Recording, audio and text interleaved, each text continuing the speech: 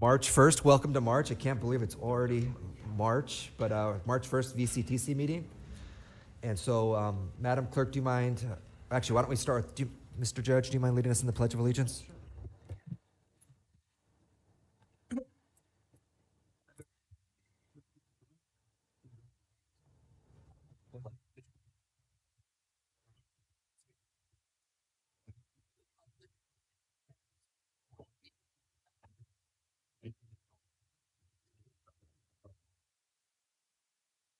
Thank you, sir. Madam Clerk, do you mind calling the roll? Chair Levere, Here. Vice Chair Judge, Commissioner Brogy, Commissioner Chavez, Commissioner Crosswhite, Here. Commissioner Enegren, Commissioner Engler, Here. Commissioner Francina, Here. Commissioner Gorell, Commissioner Johnson, Commissioner Long, Commissioner Lopez, Commissioner McDonald, Here. Commissioner McQueen-Lejeune, Commissioner Parvin, Here. Commissioner Tremblay, Commissioner White, Here. Commissioner Roberts. Here. Thank you. Thank you, Madam Chair, or Madam Clerk. There's small mix-up on the agenda. Closed session was listed twice, so we're going to skip the number 4 and move straight to public comment. And with my colleagues' permission, I know we have several public speakers here this morning, and I believe related to Caltrans. So I'm going to ask that we take public comment and then go straight to the Caltrans report, and then we can move into closed session. So why don't we start with public comment?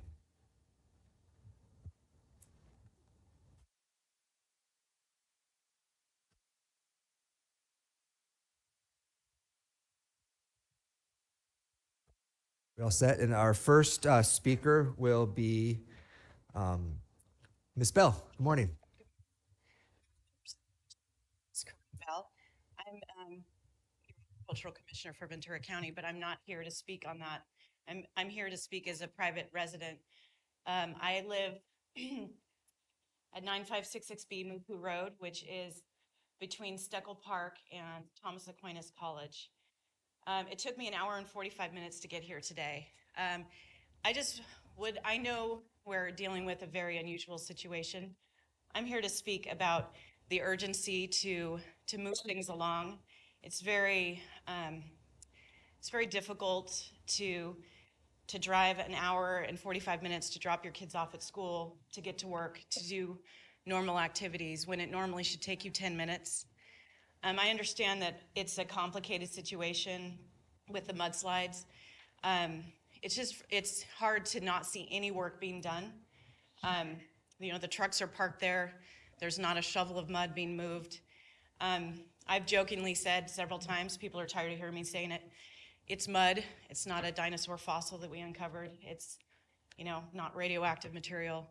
It's hard to not see any kind of activity happening. Meanwhile, we're having to drive such distances just to do our normal daily activities. I'm also very concerned about our town of Santa Paula. It's already a disadvantaged community, not maybe designated yet, but on its way to.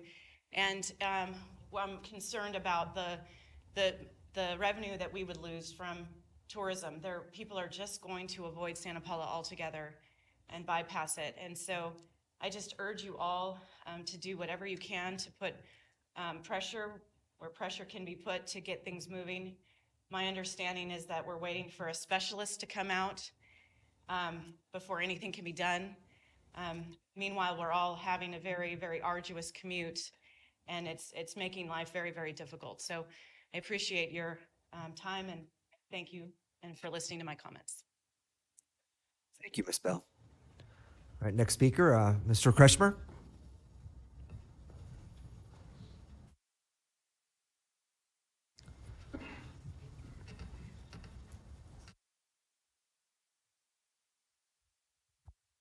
Thank you, Commissioners. I'm Mark Kretschmer. I'm the COO for Thomas Aquinas College. I'm also a resident of Santa Paula. I'm the closest member of our staff that is within walking distance of the mudslide. So I have the longest commute around, but that's not why I'm here. I'm here because we have about 70 staff that live in Santa Paula. We're a nonprofit college. We have our staff and faculty get very modest salaries because of the amount of money that we have to raise to stay in operation. So that's why our staff is living in Santa Paula, and we don't have staff in Ojai because we can't afford to do that. So we have lots of staff that don't have vehicles that are set up to drive the distance around through Ojai, but that's what we're doing. That's what I'm doing. But greater than that is we know our neighbors in the valley in Santa Paula Canyon. We know the ranchers. We know the KOA. We know the people that live there, and we all need to have answers on when this slide is going to be removed. We are frustrated that we're not seeing trucks move. We worked with Caltrans last year. We took truckloads and truckloads of dirt to drop on the college property to expedite the cleanup last year.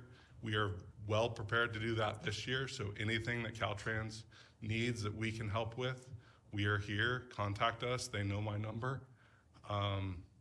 We also have kids in Santa Paula that have animals because they're in 4-H. Their animals are up canyon. So they have steers, they have lambs. This has been a long traditional program of these kids taking care of those animals, and now they're not connected. So even a walking path or something to get around this, our staff would be hugely interested in that. We can coordinate shuttles to the walking path. We can coordinate shuttles up the canyon for everyone, not just us.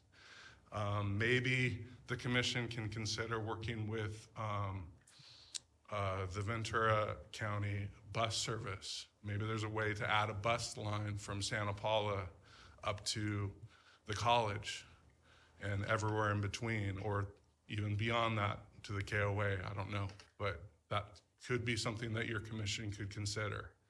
And we want to be a partner. You guys, Supervisor Levere, you've been to the college most recently. Supervisor Long, you've been there as well. You know that we're good partners, we're good neighbors. Let us know how we can help find solutions here, because there's a lot of people affected by this, and we just want to help, and we want to get this forward. Okay, thank you. Thank you, Mr. Kretschmer. And then our last public speaker is Ms. Arana.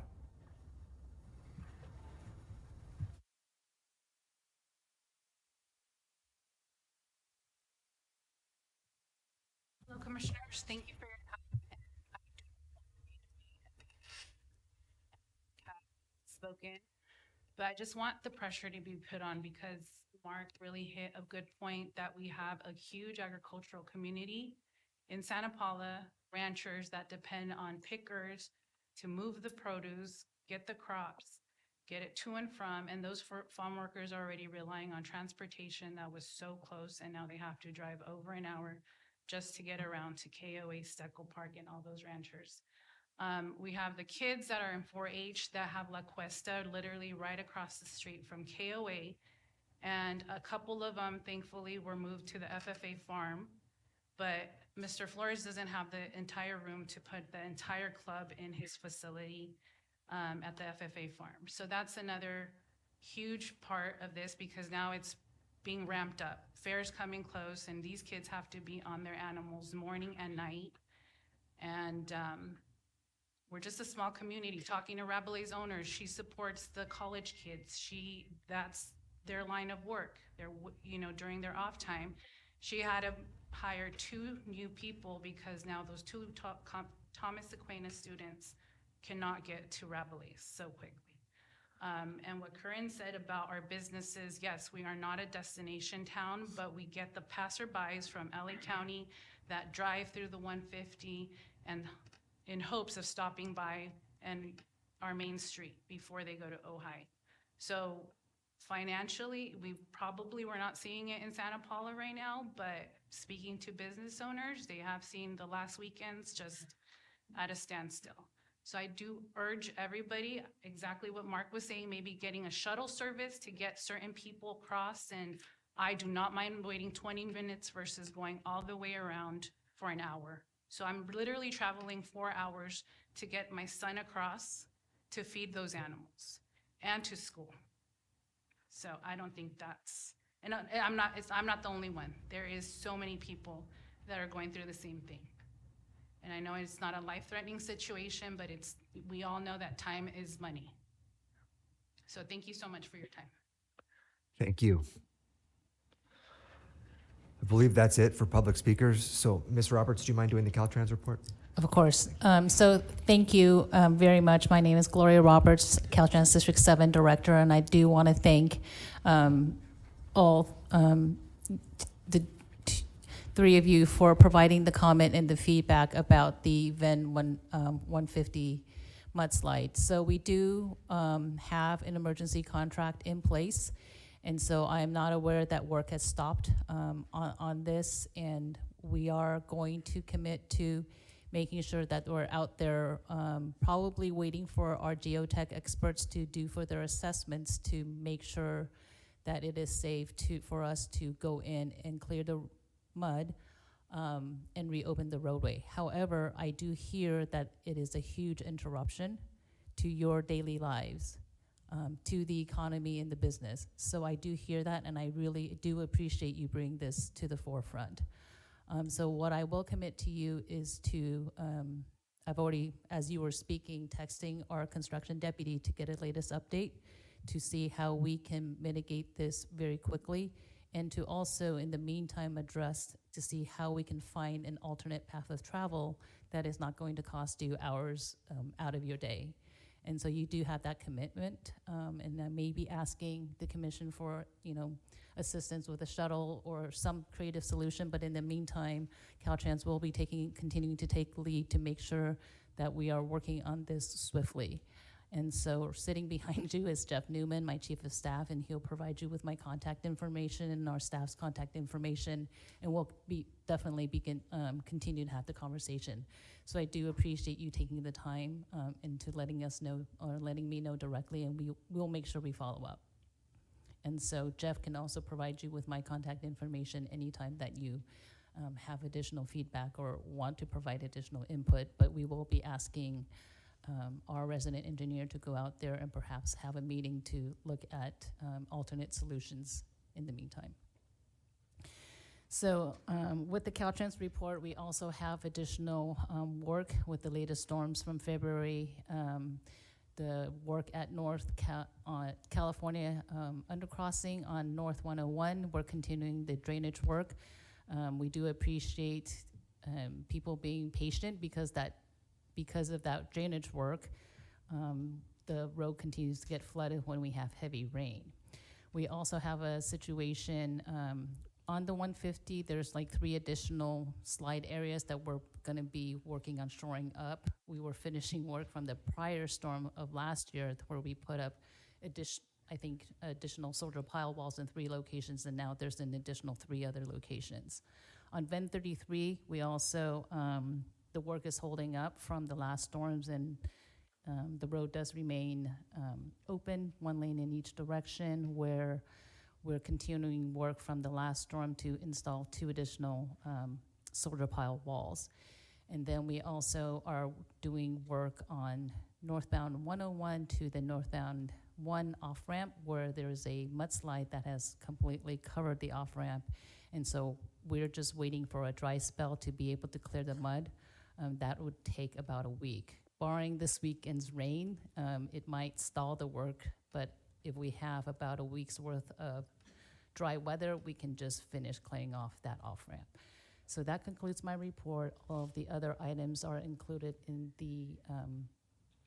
the update that we attached to the written report. So thank you. Thank you, Commissioner Roberts. Commissioner Long. Hi, Gloria. Thank you so much for all the efforts with Caltrans. There's a lot of different locations. Specifically, like you had mentioned with the 150, appreciate Corinne Bell, our Agriculture Commissioner, and all of you for your comments. Really do. We have been getting those through emails, so thank you for taking the time to be here today. But also another item is the old Telegraph Bridge. So in my district, I have Santa Paula, Fillmore, Piru, which has gotten hit very hard. And Old Telegraph Bridge, though it might sound simple to close, it cuts off a lot, the unincorporated part of Fillmore to the actual Fillmore. So we're getting reports of 25 minutes in regards to school buses having to go Old Telegraph Road and then make a left onto the 126 as people are coming over 60. I'm being generous with that, over 60 on a turn. And so I've been at many a town hall meetings with people and emails saying that they're very concerned with the safety and asking, I know we've been working with my public works that's here today, trying to see what traffic studies we can do with Caltrans and whether if we can open up the bridge one way if it's sturdy enough, so that at least in the morning getting kids to school is that, and then they loop around so that we can get them safely. Then especially morning traffic on the 126 is not the best. And the second is to work with county on a public works to have a light, a temporary light.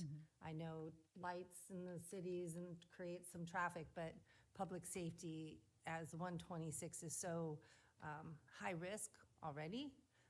That's the concern of the community in Fillmore, and I've heard them loud and clear, and I said I would come here today and ask that we just continue to work together and see how quickly we can get a temporary. We've done that on the 120, on the 118 at Balcom and Grimes when we've had some issues, and that got put up really quick. We can send a letter if that helps to support that, but that's the ask, is that we get some type of temporary light, that we can get the easement from Caltrans to do that and really get that moving, because I'm not sure how quickly we can get the one lane going. Or maybe that's an easy, like, tomorrow.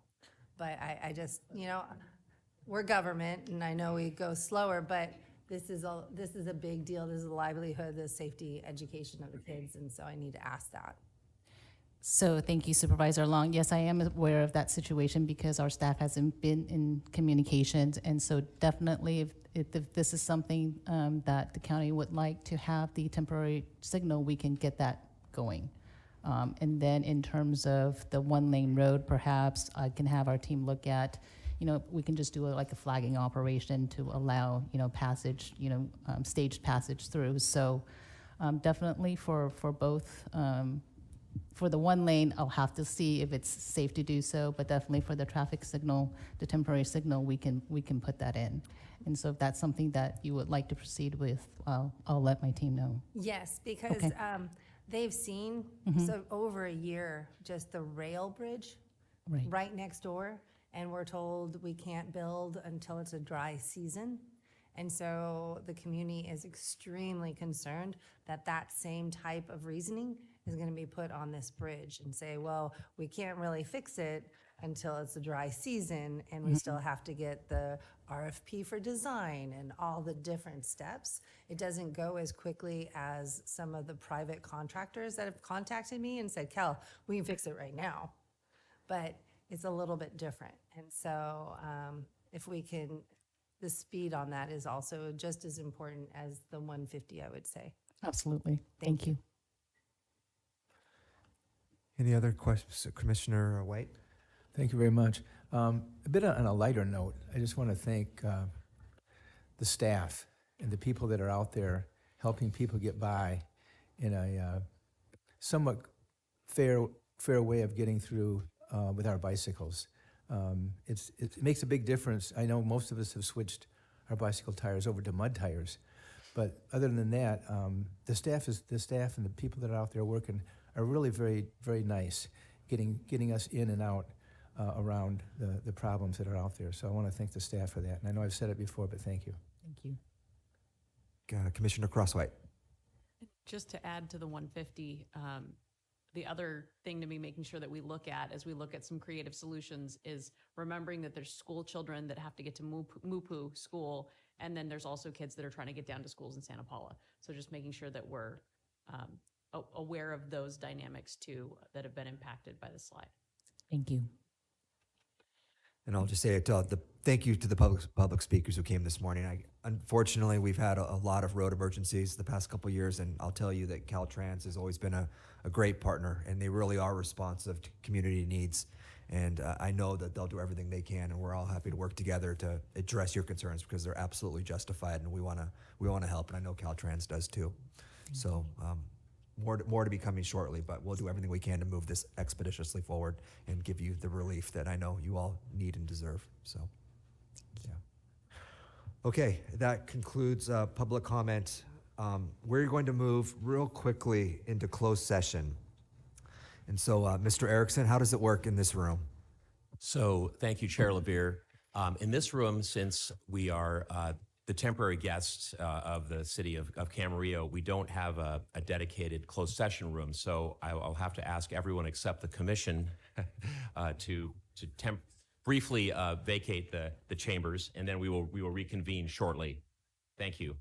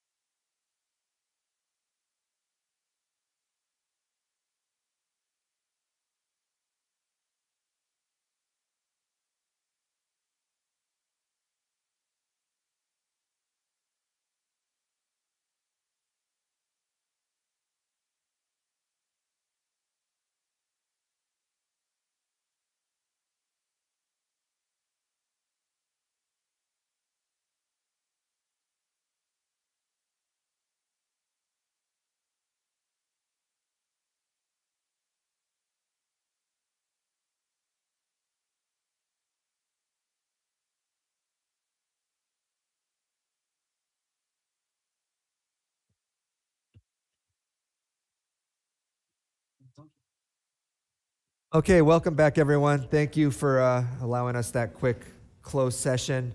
We're going to move on with the agenda. I'd ask that we just move it around just real quickly to make it easier for some of our guests here who are speaking. And that I'd ask that we take up item 11, which is a Freeway Service Patrol 3-year anniversary report and the recognition of our 2023 Driver of the Year. So, Mr. Erickson, is this your item? Thank you. This is actually Drew Kent's item, but we'll do the public speakers first, Drew, if you don't mind. Thank you. Yeah. And with that, Roxana, we have a public speaker, or maybe don't, but we. I know our district attorney, Eric Nostarenko, is here to speak on this item. So.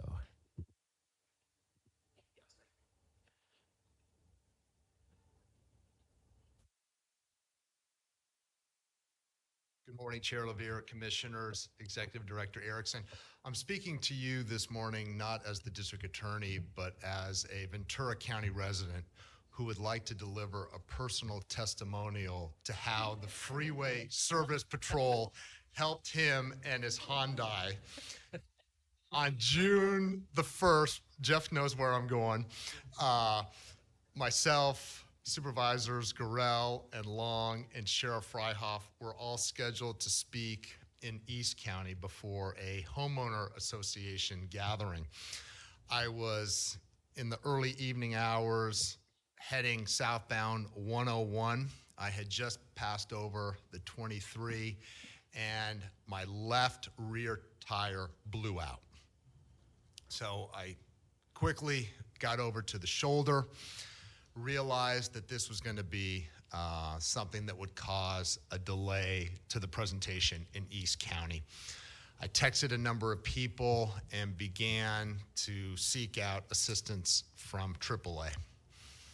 I was actually on hold with AAA when, lo and behold, a tow truck appeared within literally minutes behind my Hyundai. And I said to myself, God, AAA must just know, you know, that I'm in need of a tire service on the 101. This courteous, kind, calm Freeway Service Patrol individual, whose name, unfortunately, I did not gather, came up to me and said, "Are you okay?" I said, "Yes, absolutely. Would you mind just remaining in your vehicle, keeping your seatbelt fastened, and popping the trunk? I'm happy to go ahead and look at your spare."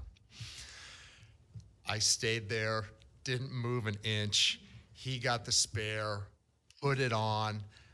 I would say I was back on the road probably within 10 minutes of stopping.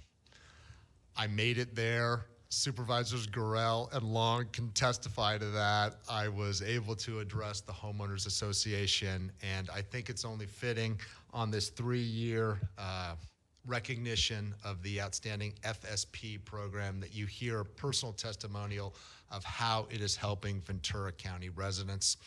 It's a great partnership with Caltrans, the California Highway Patrol, and I just want to say thank you to VCTC for making it available to our great residents. Thank you.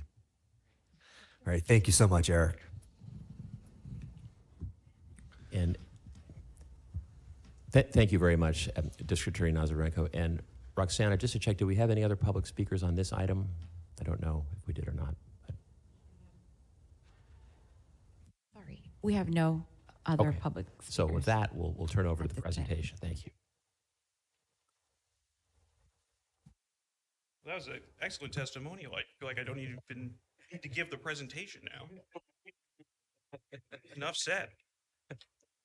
Good morning, Commissioners. Good morning, Mr. Chair. Andrew Kent, Program Manager for VCTC. I have a brief presentation for you on FSP 3rd Year Anniversary Report and Driver of the Year recognition for 2023.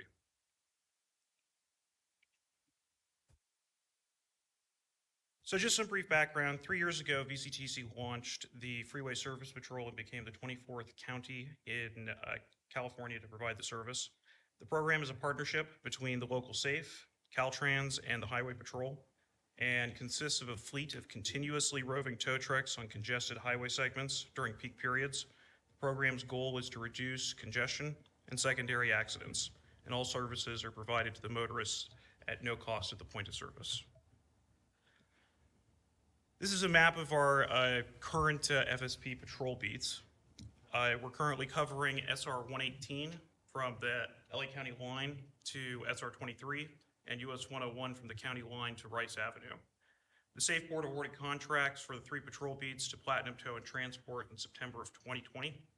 And since service began in March of 2021, we have had 6 record tow trucks patrolling these 3 beats Monday through Friday from 6 a.m. to 9 a.m. and 3 to 7 p.m.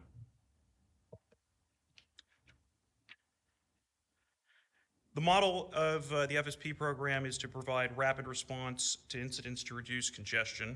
And just to provide some context, motorists in Ventura County lose 4.3 million hours annually to highway congestion. And 16% of this congestion can be attributed to non-recurring incidents, the kind of incidents that FSP deals with. So for FSP SIS data for 2023, this is a map of FSP hotspots. FSP responded to nearly 7,000 motorists stopped in the lane, shoulders, highways, and ramps of US 101 and SR 118, and averaged about 4 FSP responses per hour of service. Of the motorists approached by an FSP driver, about 3,200 were provided direct assistance to restart their vehicle or towed to a safe location off the highway. And the remainder were found engaged in other activities and encouraged to move off the highway. Things such as people taking naps or using their cell phones. It's a shocking number of people who think that that's a good idea to pull over and take a nap on the side of the freeway. Although it's not considered a direct assistance, encouraging motorists to clear the shoulder still does provide congestion and safety benefits. And the annual statewide motorist aid report prepared by Caltrans showed that Ventura County FSP maintained our target 3-to-1 benefit to cost ratio for 2023. The most common service provided by FSP was fixing flat tires, about 23% of our direct assists, and drivers were able to quickly restart vehicles in 80% of cases, and in 20% of cases were towed to a safe location off the highway. FSP drivers cleared dangerous debris from the highway last year on 780 occasions and responded to 467 accidents. The busiest time of day for FSP is the first hour of the PM shift between 3 and 4, and the least busy hour is the last hour of the PM shift, which does suggest some room for improvement in the scheduling. Other programs have been experimenting with alternative shift hours to maximize assist rates, and I have a little bit more on that in a couple slides.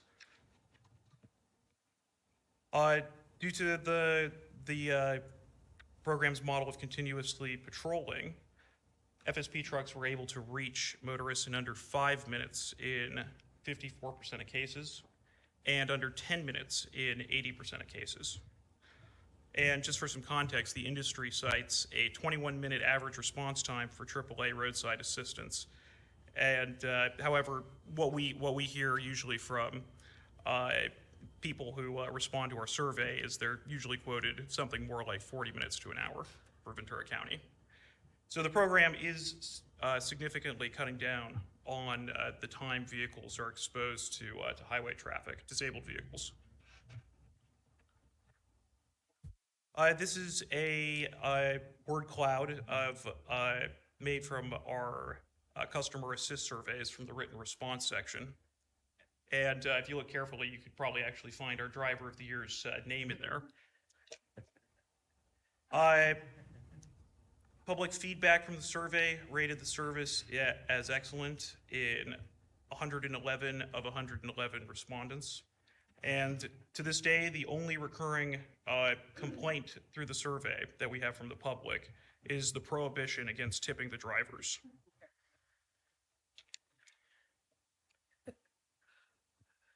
So at the end of the year, we also review freeway performance data to see if there's any way we can improve our deployment. This graph shows the hourly vehicle miles traveled for the county freeway system for 2019 and 2023. And there's a lot that could be said about this graph, but the main point is that despite an ongoing 15% of employees maintaining a remote and hybrid work schedule, travel is back to pre-pandemic volumes. However, our travel has significantly increased during the midday hours. As I mentioned, several programs have been experimenting with alternative shift times, and we actually conducted a midday service test. This graph shows the assist rate from our test run of the midday shift. We deployed a truck during the third week of September on the US 101 and had that truck run all day from 6 a.m. to 7 p.m. To see what the distribution of FSP assists might look like throughout the entire day. And this test clearly demonstrated that there are a lot of assists that we could capture by moving our shift hours more towards the midday.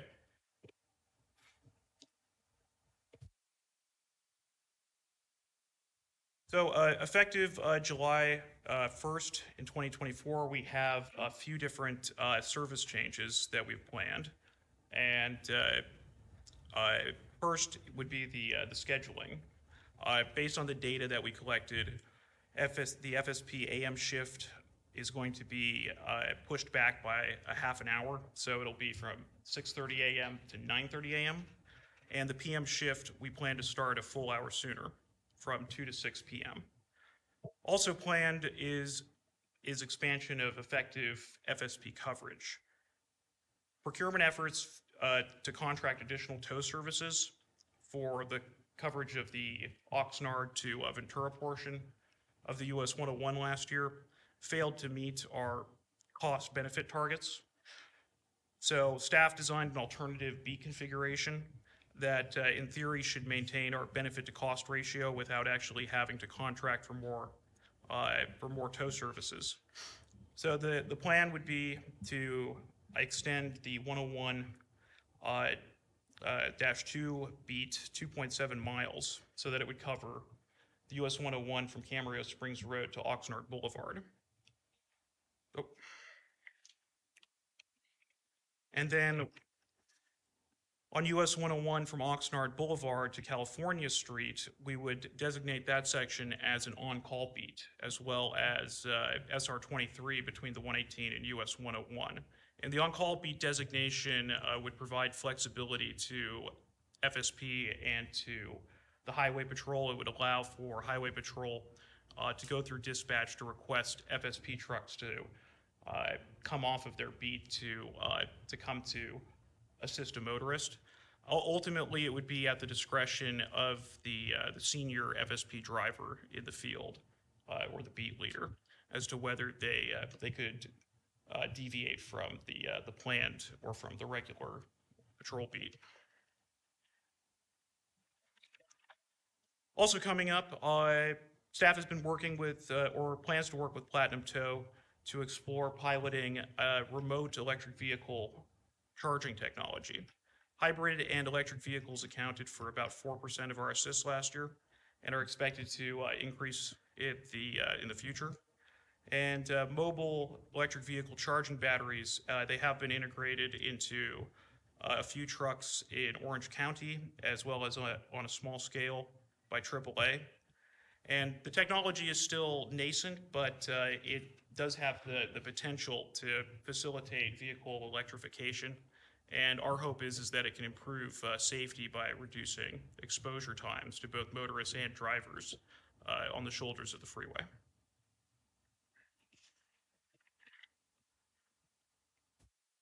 Oh, going the wrong direction there. So for our 2023 Driver of the Year recognition, I'd like to invite Adam Taylor, Mr. Adam Taylor, and his family to join me up here.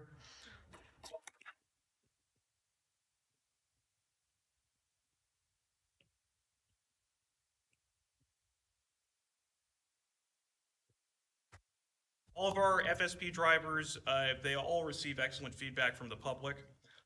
But last year, we did have one driver that stands out with a quarter of the positive public response.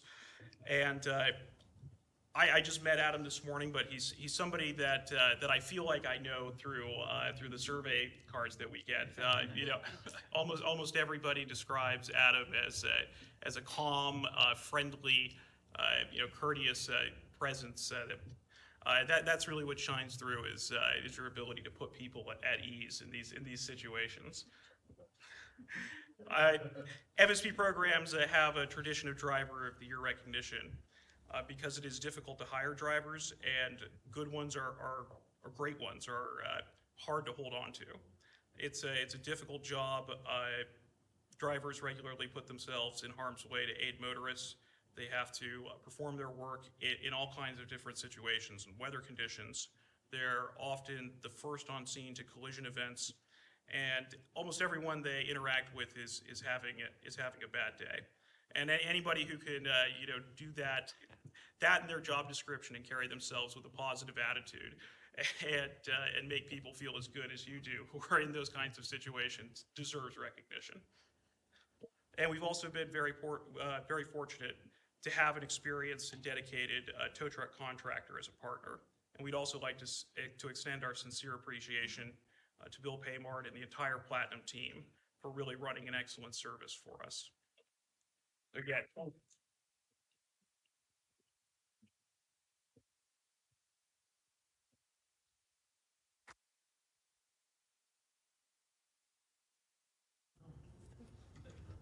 I'd like to open it up to any comments while we have Adam and his family. Any, I'll just, I was just going to say, thank you so much. I've seen so many people stuck on the side of the road. I've been there before. It's super stressful. And to have someone that's calm and considerate to come help, I really appreciate it. I love seeing your family here too. They're so proud of you. So thank you so much. Mr. Paymart, thank you for being a great partner. And Adam, kudos. You heard from our district attorney today, you know, how impactful your service is, and really, it's you. Drew mentioned it. You're catching people in some of their worst times, and your ability to soothe those moments and to help people, it means so much to them and to us as a commission, knowing that you're out there helping people. So thank you for everything you're doing. Love seeing your beautiful family. Yeah.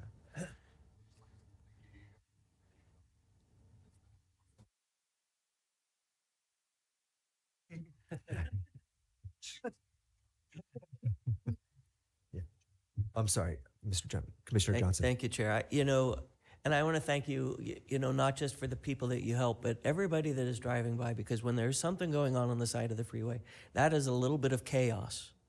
And that little bit of chaos can very quickly turn into a lot of chaos on the freeway. And so we don't know exactly how, but it's likely that the FSP program has prevented accidents and injuries and perhaps deaths. And so we will never know exactly how much good we're doing, but we are doing it. And your presence on the freeway and keeping people calm and getting them back on the road makes everybody who uses the freeway safer. So thank you.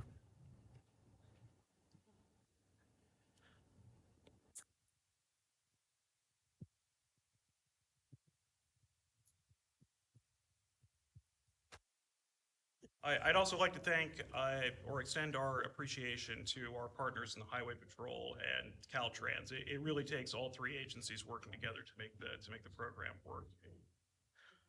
And I'm available for questions. I have a quick question for you.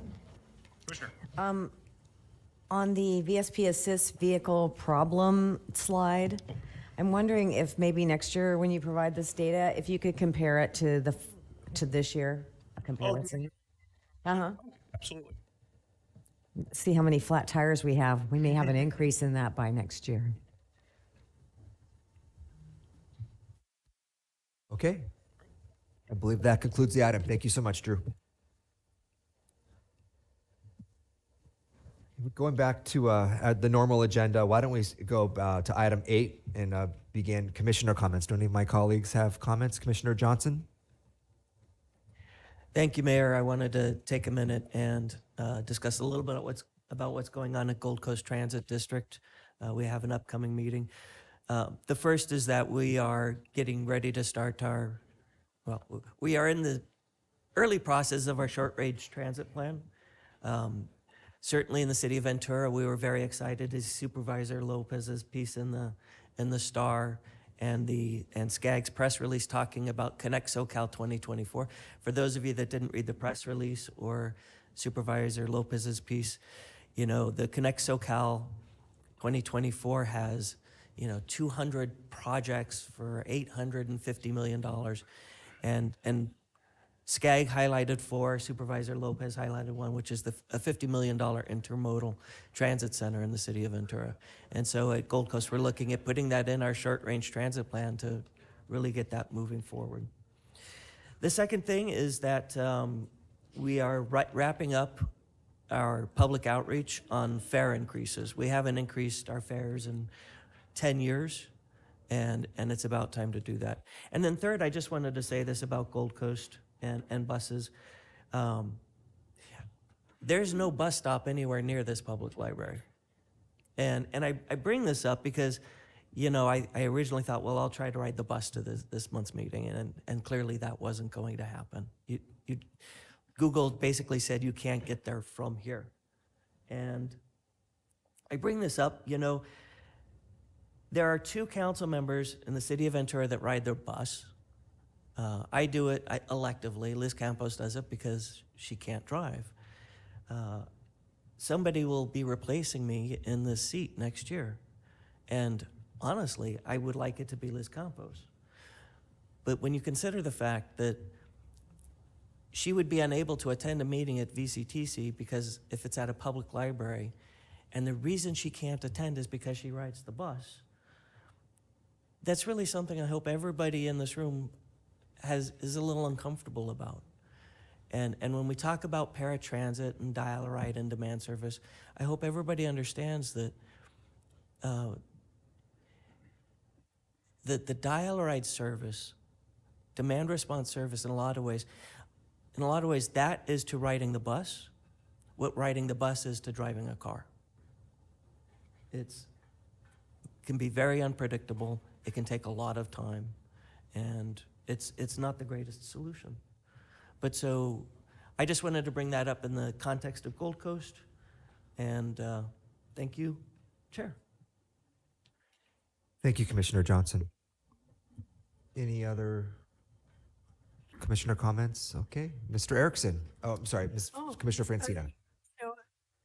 Considering someone like Liz Campos, who would be wonderful to have on this commission, because she can speak to the people who cannot drive. We want to remove any obstacle to her getting here. We could have find some way to get her here. That's what I would advocate for. Thank you.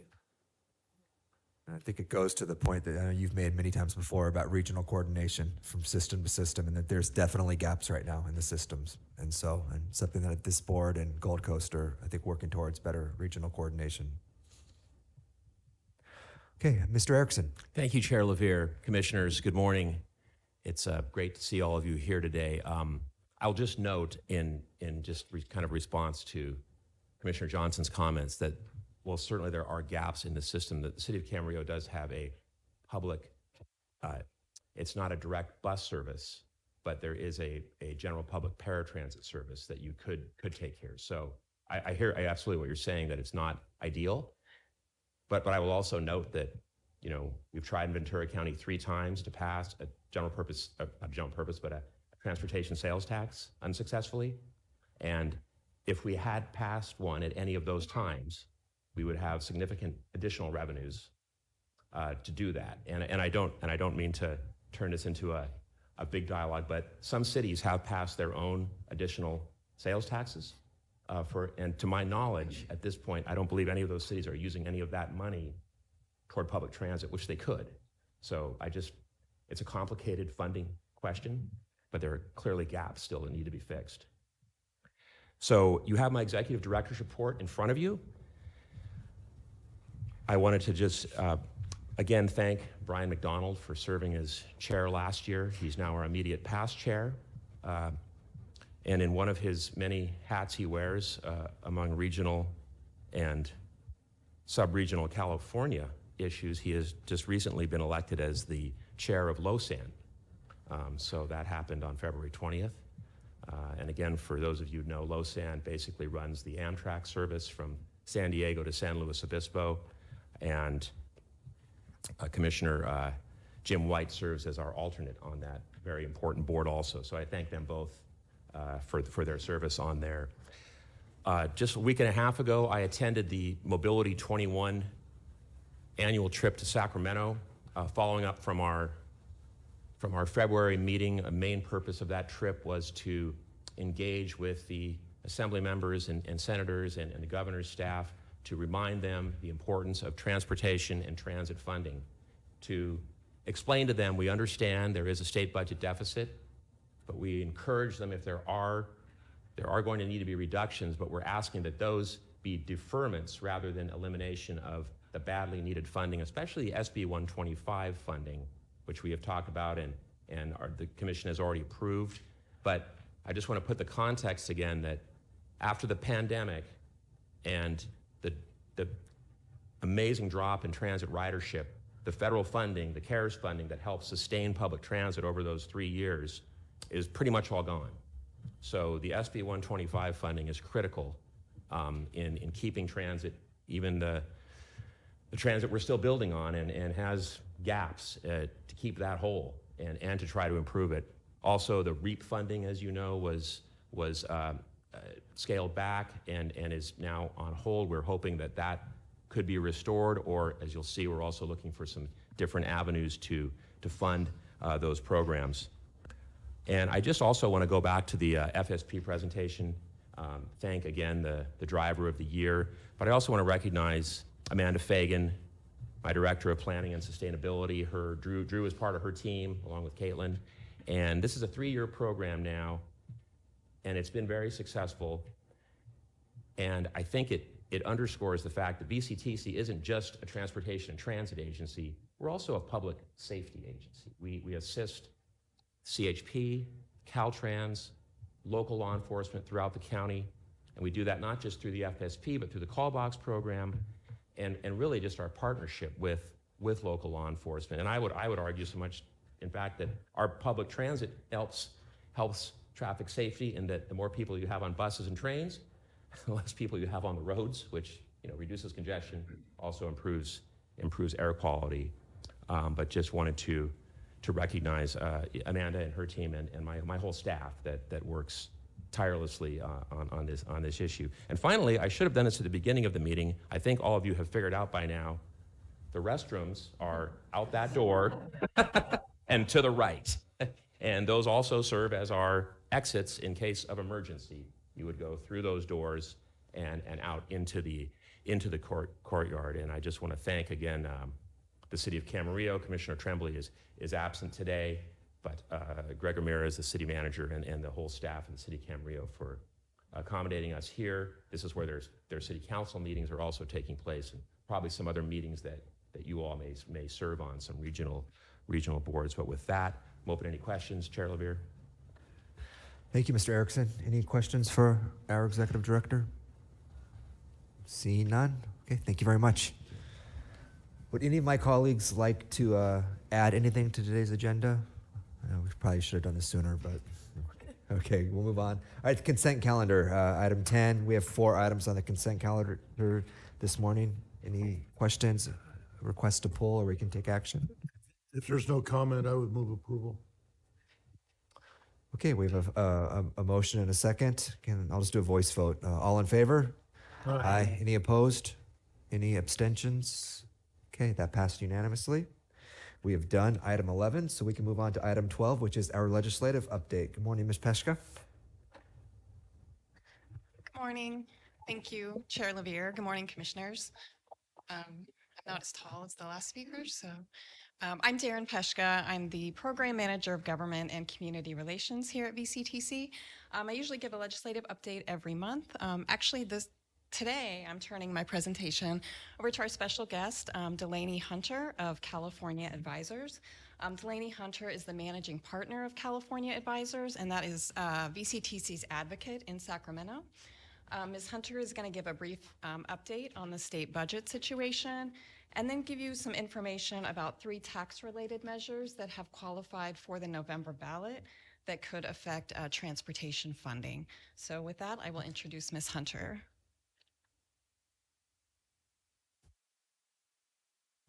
And I'm even shorter than Darren. So good morning. It's a pleasure to be with you today. I love coming down here and seeing you all, but I encourage you to come see me in Sacramento. And I apologize for bringing the rain from Northern California. Quickly, I wish I had better news, but the budget is in dire straits, in case you hadn't heard or you were closing your ears to it. The Legislative Analyst Office, which is the nonpartisan analyst office that works to help the legislature understand what's going on with the budget, has made additional estimations around the deficit given the tax receipts we actually received in January. That budget deficit has now grown to about $73 billion. They've also made recommendations to the legislature for things that could be done to try to close that gap.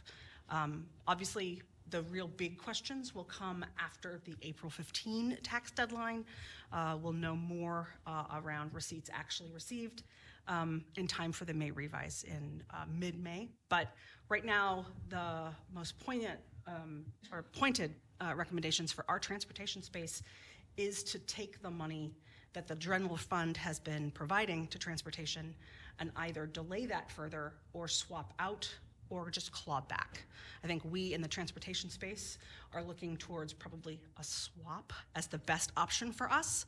That is taking a general fund dollar and using another special fund dollar, most likely greenhouse gas reduction funds, which are actually flush.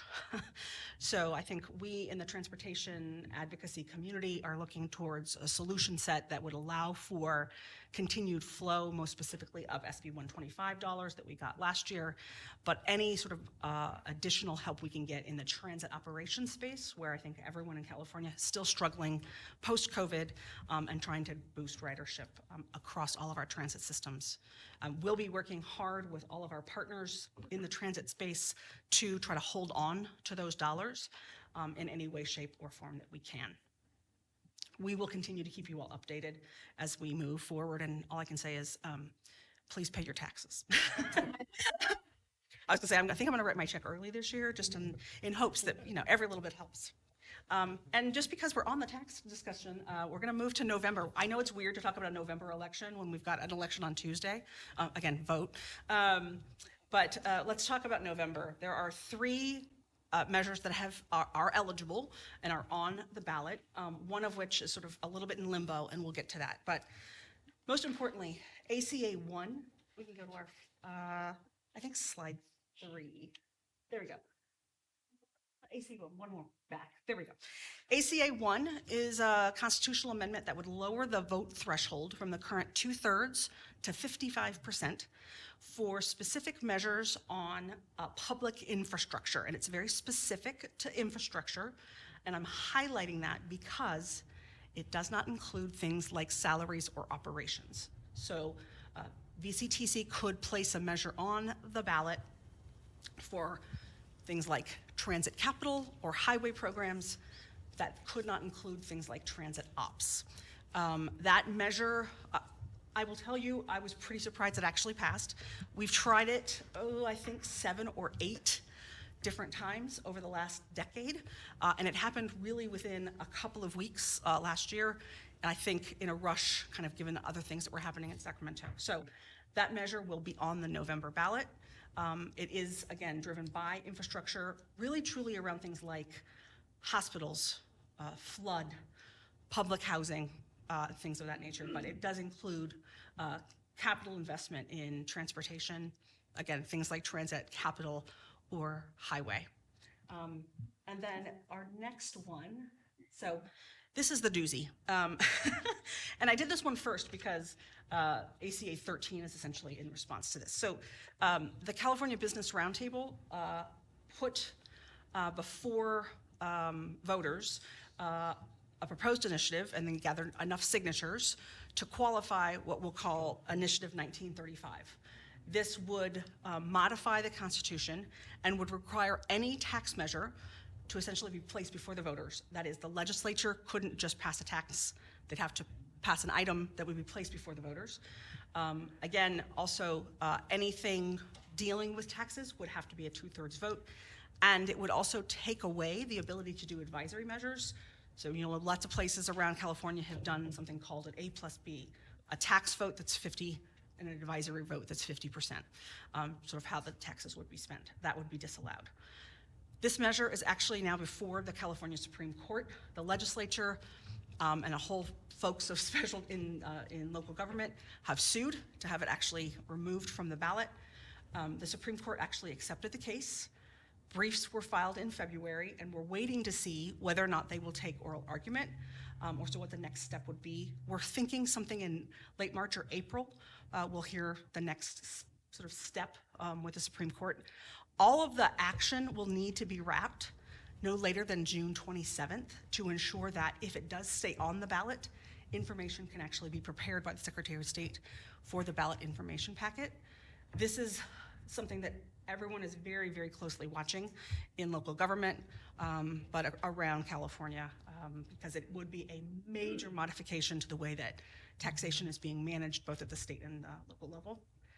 And then lastly, because the legislature, I think, was pretty worried about the Business Roundtable measure, they passed ACA 13. And ACA 13 requires that a measure pass by the same threshold that they would propose to be changing. So again, we'll just take, for instance, the Business Roundtable measure. Should the Business Roundtable measure actually end up on the ballot, it would have to pass by 2/3 because it's imposing a 2/3 vote threshold change.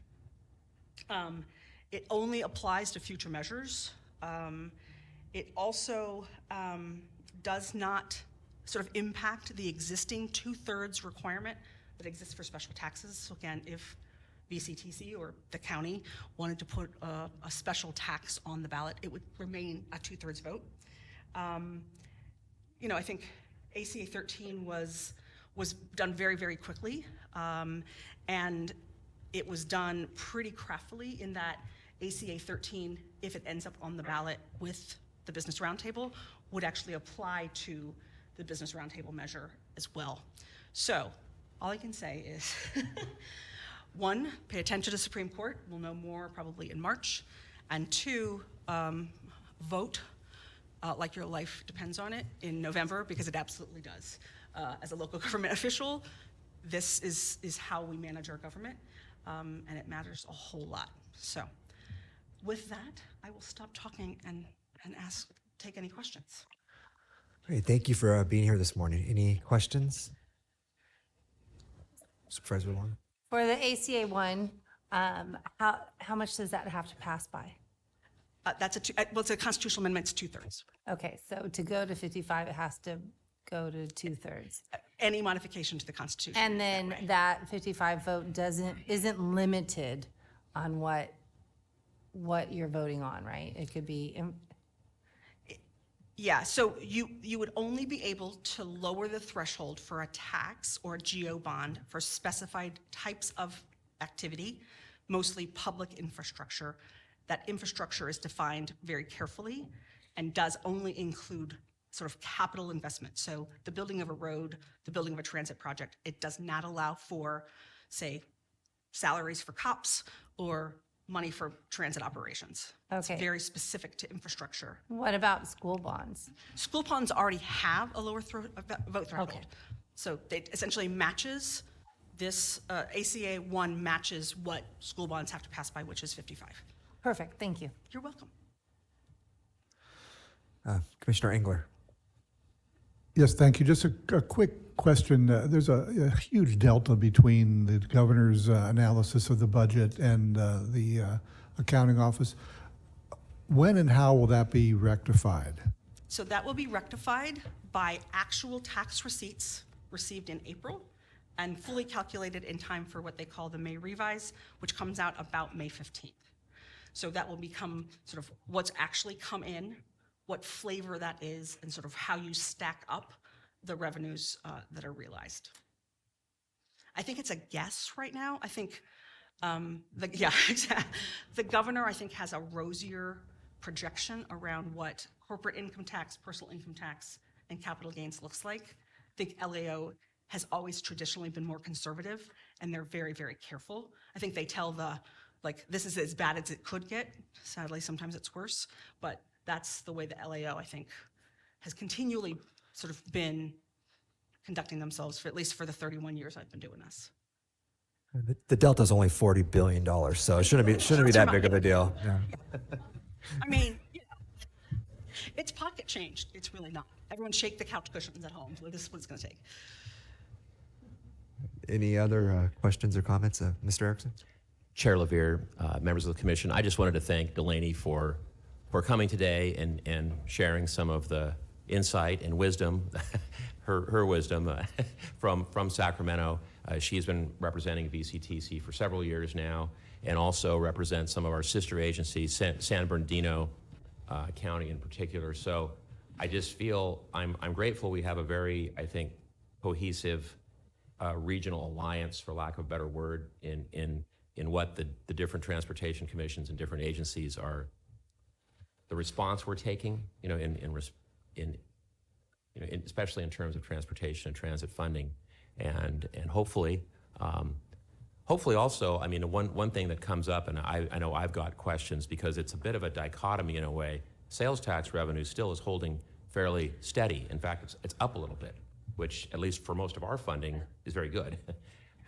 Meanwhile, income tax, which I believe, correct me if I'm wrong, Delaney, makes up the lion's share of the state budget, is the big fluctuator. It's the weird conflicts of inflation. Inflation, when it's high, sales tax is better because goods and services are more expensive.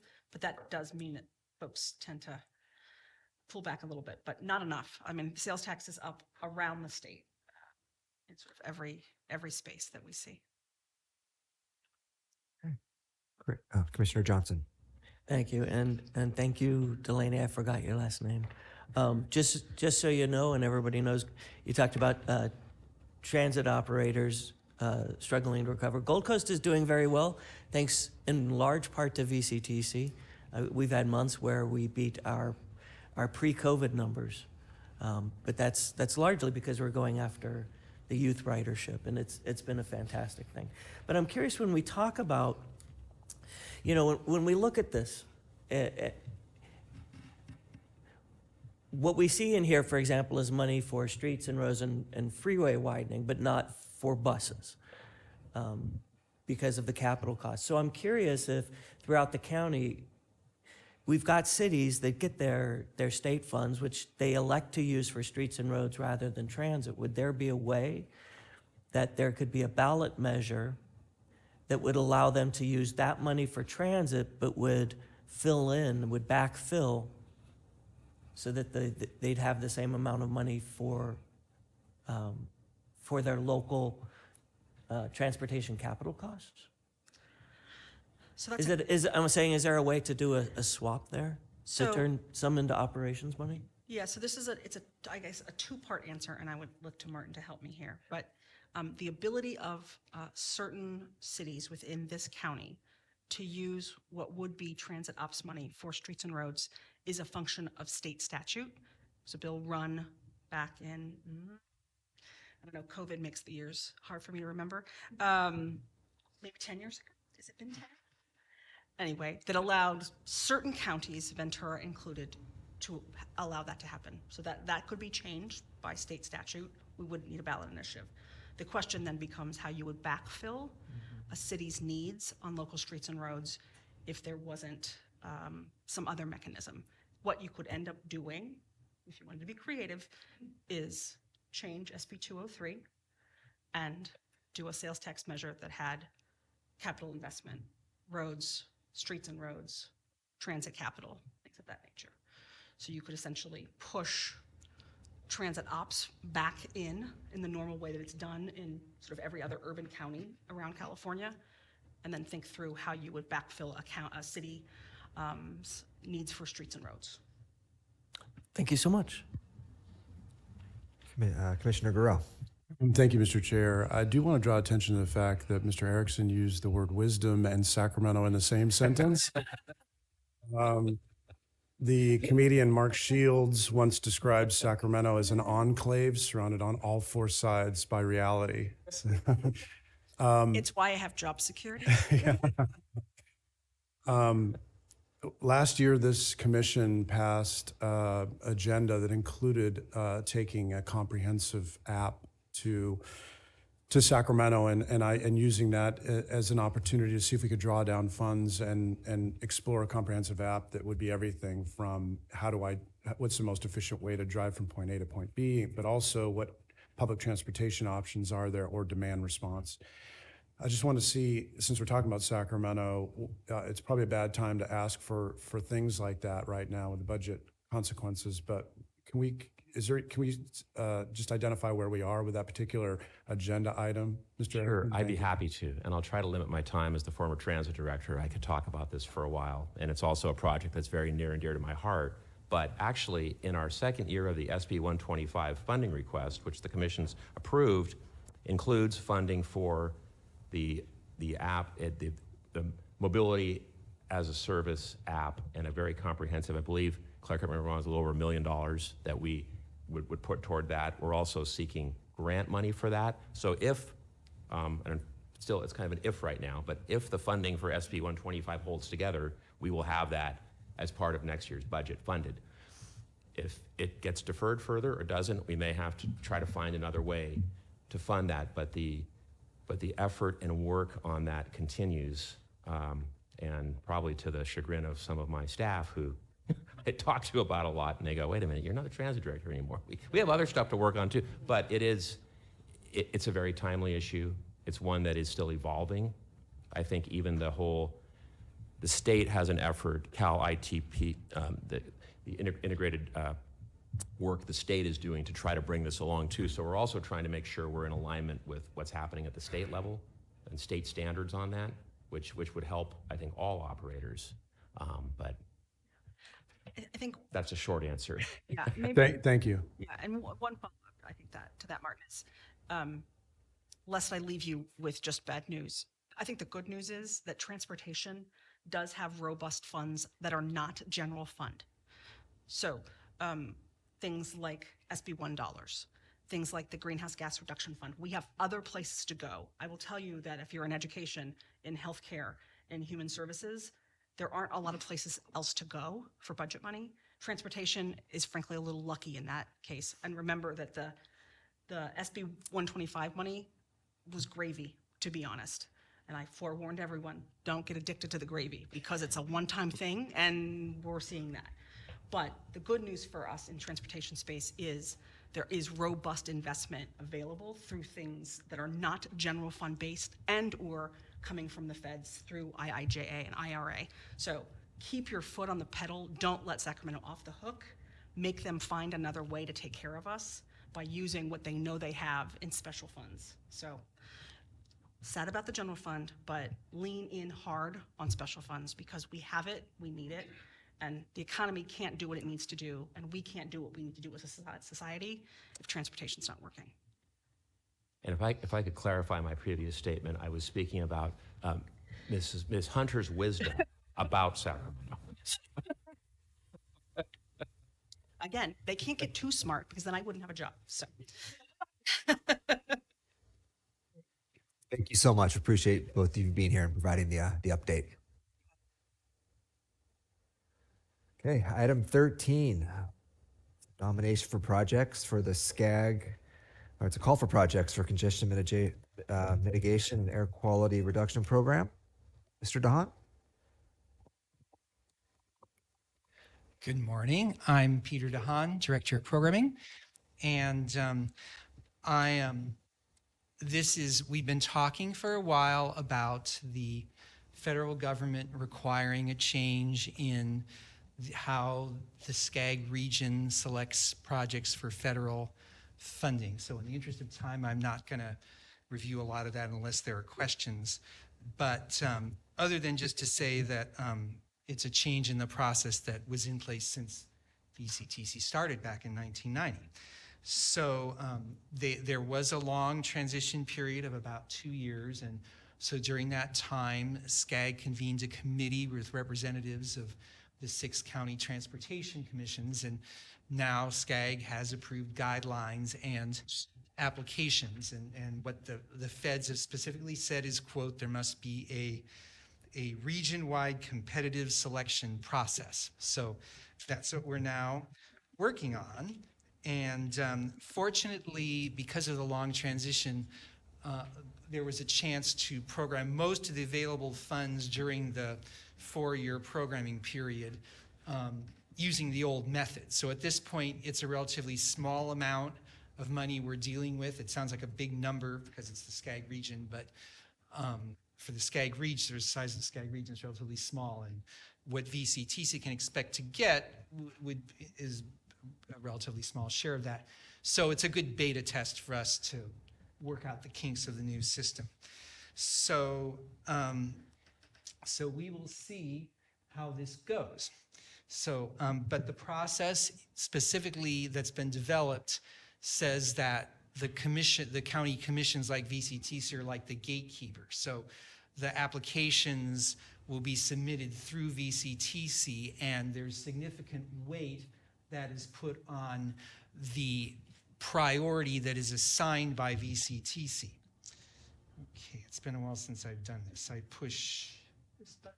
Yes, there we go. Sorry. So, so as I said, we have a relatively small amount of money available at this point, and also a relatively short timeline. We have to have the applications in by May 29th. So we, VCTC, didn't do our own call for projects.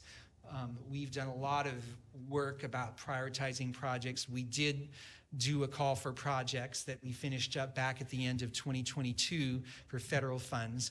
We also just finished up going through a process of developing priorities for SB 125. So we have a lot of information about what the projects are and what the priorities are. Given the small amount of money and the short amount of time, it wasn't really appropriate to reinvent that wheel and do it all over.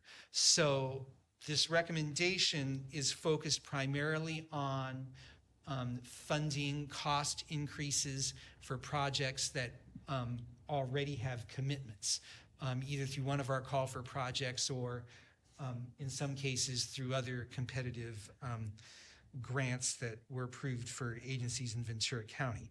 We also, when we approved the call for projects, we approved a shelf list that had one project on it, which was it was around $1.5 million that we couldn't completely finish the request for the Port of Wainini for their shoreside power project. So, so now that there is that money that is available in this, we're applying for that as well. But all of this now will be submitted by VCTC into this competitive process, and we will have to see how it goes in terms of the in terms of what SCAG will have its own scoring system, and part of the points are going to be based on the weight that came from VCTC compared to other counties. But we will see how it all goes in terms of the projects that we've submitted and which ones actually get approved.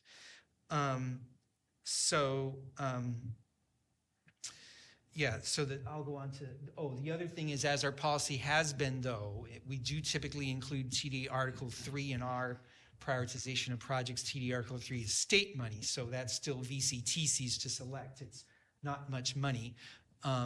It's about $1 million a year, of which 25% is distributed to cities based on maintenance into the county. So we got about $750,000 a year for that. And so I'll show you the recommendation on that as well. So So what we have here, the recommendation is on page 57. It's a table that has the projects, the amount of funding recommended, and the prioritization category. And these categories are based on the SCAG guidelines. So SCAG says VCTC, you assign these categories, and then that will assign the points to the project. And what we've done this is it's been based on being a little bit aggressive, but what SCAG tells us our appropriate target share is. So this is what's recommended for federal funds. And like I said, it's basically cost increases from projects that were already committed, as well as what we had on the shelf list for what we couldn't fund when we approved when we approved this before. We actually had approved, in our call for projects in 2022, we actually were able to program $46 million.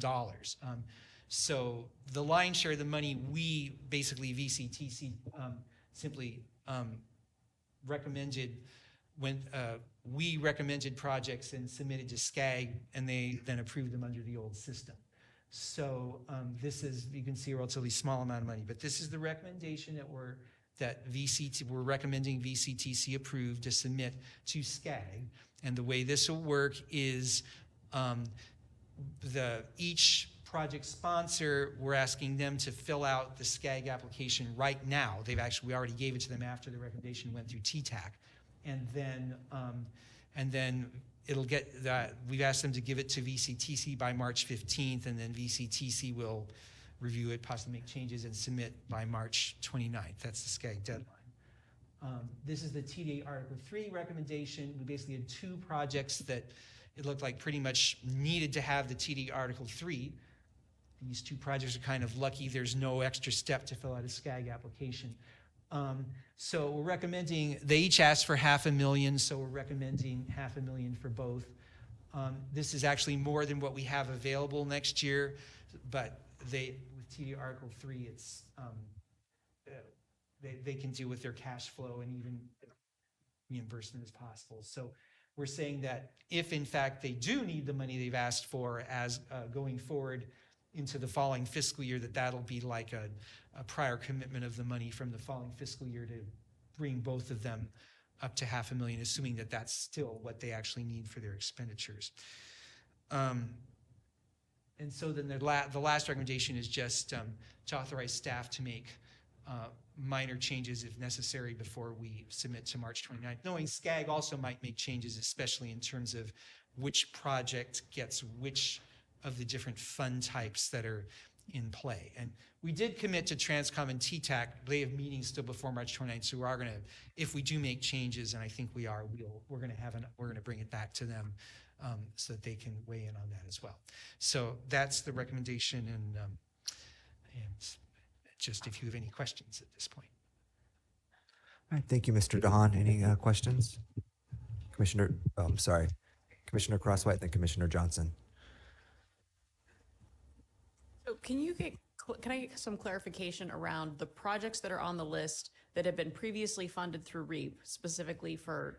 Oh, thank you. I forgot to mention that. Because there's a little bit in the staff report on that, but if you could say a little bit more about that and what happens with that, because we're kind of in a holding pattern on both, and so what impact that has on this list. Okay, so there are two projects. What has happened is it was, as was mentioned, I believe at the last meeting, that the REAP money that comes from the state budget and goes to SCAG, and it goes to projects, some of which were approved for VCTC, that was all put on hold based on the state budget proposing to yank that money back. And so we looked at the different priorities, and it looked like there were two projects in particular that it would make sense we have to federalize them, so that's an extra step. And one is the Santa Paula Branch Light Master Plan update, and the other is the countywide traffic calming and bike pedestrian safety program, which actually leads to implementing some things. Funds are included for that. Wait a minute, no, I might be getting that mixed up with another. Well, anyway, but it gets it very close to actually being able to start implementation, I think is what it It does. Yeah, it's only 300,000, so it's not going to actually pay for implementation. But the point is, there's one particular kind of money, service transportation program, that can be used to for plans, and SCAG even suggested that was a possibility. And so we looked at it, and we think that that's something that we can include in the recommendation, and hopefully those two can move along. It's also possible, because we did say that SCAG, and we were going to help, was going to try to get that money restored in the state budget. And given SCAG's timeline for the approval, I think goes in July to the regional council. By then they should know about the state budget. So if REAP does get funded that way, then those can be taken off the table from here. We'd rather have them funded through REAP because it's not federal. Commissioner Johnson? Thank you so much. I would like to call everybody's attention to the bus hydrogen fueling station at the bottom that is just recommended. First, obviously, it's a necessity. We're required to move to zero emission vehicles at Gold Coast Transit, and so we're going to be using hydrogen because batteries didn't work. I point out that I don't know that it's fair so much to call it a bus hydrogen fueling station. What we are doing at Gold Coast is we are offering that fuel station to other agencies. And so, for example, now Oxnard is refueling garbage trucks at Gold Coast Transit District. And what's great about what we can do right now for Oxnard, we match the current price over at the other natural gas. There's only one other natural gas place where they can get it. So we just match the price. But whereas if they go to the other place, filling a truck takes about 30 minutes. And when they do it over at Gold Coast, it takes about 5 minutes. And so we're really aiming for it to be a regional resource, not simply one for Gold Coast and not simply for buses. Transit and Gold Coast vehicles will always be the priority. So sometimes the trash truck will have to wait, but when you consider that the current model, again, has the drivers dropping the garbage truck off and going and getting lunch, well, for one thing, it's saving Oxnard a lot of money too. And then I was hoping we could have maybe a frank discussion about where we stand with the Santa Paula branch line bike path master plan update, given what I would say is a lot of pushback. In the city of Ventura, we're very excited about our plans for extending the bike path on our little segment, but I'm not sure how confident I am that we're really going to see an actual bike path through the rest of the branch line. And I was hoping to hear from some of my colleagues who have weighed in on this in the past. Can we talk about the elephant in the room? Based on those ag industries, they are a hard no in regards to right to farm and their concerns on the limitations that happen to the farm. I understand, however, like every issue, there's many different sides to this. There are many people that want this trail, and I'm very concerned if we are bringing this forth now when we are going to be, as a state, a deficit spending, that is this really the item that we should be bringing forward? If we have other programs that aren't getting as much negative pushback on, that maybe we should be a little bit wise in what we're asking for to make sure that we get the funding we need for some of the other projects that we need to get ahead right away. So I appreciate you bringing that up. That was very nice of you. But I would suggest that that would not be a highly recommended. Just knowing that our REAP money got taken back and there's not going to be a lot of funding coming through. I'd rather see some of these other projects be moved forward and get funding. Maybe any of my city partners want to comment on it, but that's what I'm hearing word on the street.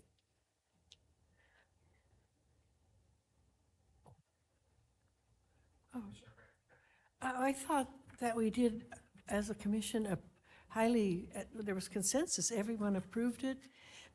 Steve Bennett came and spoke. Many people advocated for the project. And it is a greenhouse gas reduction project, which should be one of our top priorities. So I thought that we were reaching out and to the agricultural community and allaying their fears. That was the impression I was left with. Just as to clarify, maybe staff could, the plan is set in place to do, and there's a lot of stakeholder engagement that needs to be done. But at the end of the stakeholder engagement, that's when those decisions have to be made. And so the question is, the bike path master plan, just like a general plan, a master plan is set, but you have to do the stakeholder engagement and so forth. So that's what my understanding, we have approved to move forward with, not to actually build it, but to do the study of it and to get the stakeholder engagement. Yeah. And so that's why I'm saying my own opinion of it based on what's going on. And if you're looking at trying to get some funding and they're going to tell you you're not going to get your $12 million, which projects of these would you not rate as high? That's my perception. So that we're making sure that we do get the countywide transit outreach. I'd rather get that funding and put that higher rank than the Santa Paula rank. I would put on your lowest because there's a lot more work that needs to be done with it, where some of the other projects be like, let's get this done. I think that's how I'm looking at it. Yeah, thank you. Commissioner Crosswhite. I guess I would feel a little uncomfortable taking this back off essentially right now when we had an entire discussion where the commission agreed to move this forward. And so I'm a little, I would not want to see it. And hopefully the REAP funding will not be lost, at least as much as has already been programmed. And then some of these other things would then automatically move up the list. But I would feel a little bit uncomfortable removing that at this point when we all voted unanimously not that long ago to move forward with the planning piece of it. Yeah, I'm not asking to remove it. I'm just saying that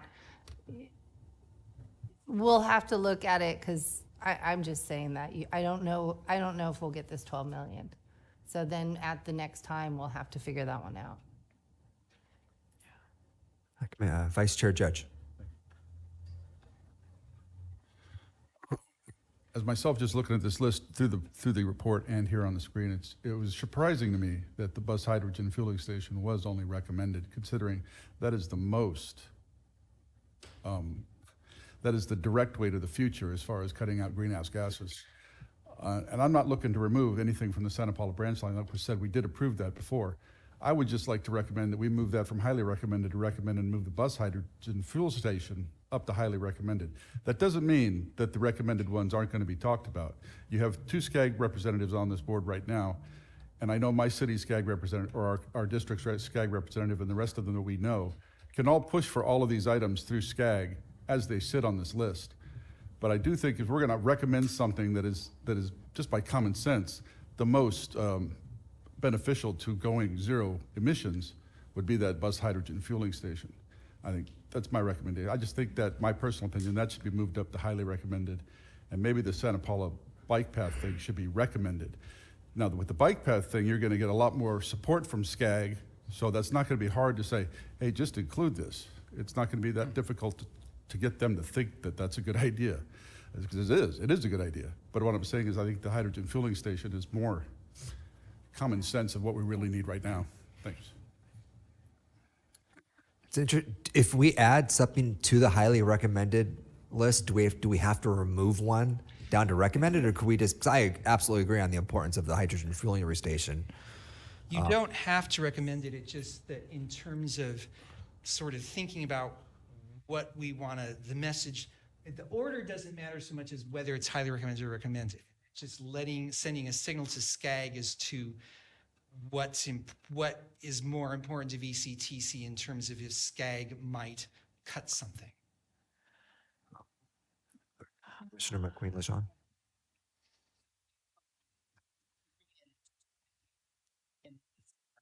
So can you tell us though why the hydrogen fueling is recommended?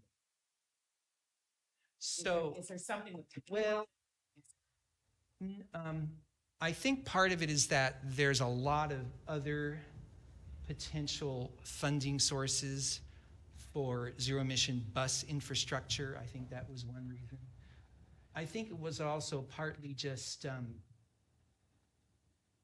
I would just say Gold Coast Transit then has 2 projects that are highly recommended, and they'd be the only agency on the list with 2.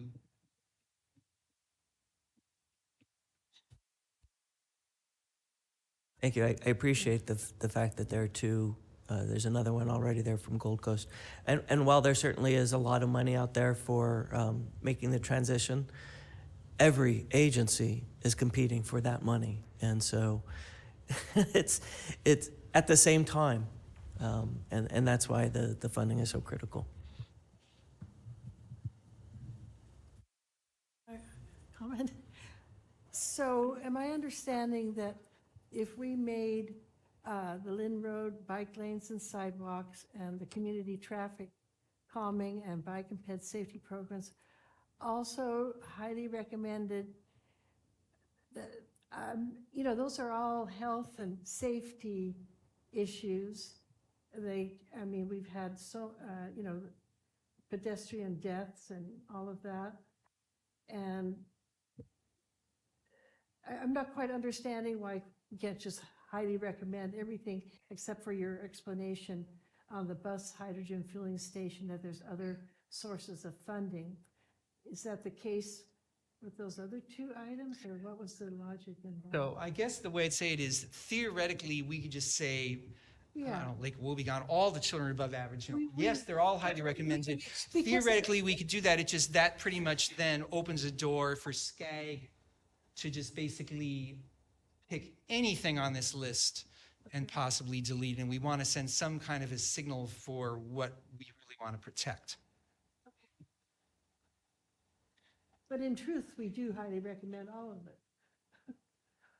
Well, It we'd like to wasn't a push for funding that. issue, but I guess we believe that's, our philosophy, right? Yeah. But I understand what you said. Thank you. Chair, I just wanted to add, I think this is great discussion on this item. I just also want to acknowledge that we're doing this because of the challenge presented by some sources of funding being put on hold, the REAP funding.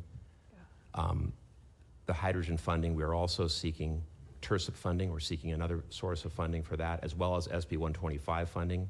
So what staff did, and I also want to just remind everyone, it's in the staff report, this was approved by Transcom and TTAC, which are made up of your staffs from the city and the county. So technically VCTC could just say, we're doing this. We spend a lot of time working with those committees to advise us on what to do. Ultimately, it's the commission's decision always at the end. But I just wanted to reiterate that a lot of thoughtful staff work went into this, and we know there are still certainly some significant concerns with the full Santa Paula branch line trail as envisioned. But I think, as Supervisor Long noted, the outreach that's included in this and the stakeholder outreach is significant. And I would argue it's stuff that needs to be done anyway, even if we weren't talking about a bike lane, to figure out who owns what old 100-year-old property issues, for lack of a better word. So that is part of that. So I note that we are happy if the commission directs to reprioritize, or again, it's your decision on what we do with this. We're just trying to find a way to present this with the best chance of not losing funding. I would definitely agree with moving the bus hydrogen just to the highly recommended. You're stating that there might be more funding that we get in different things, but it's just so important.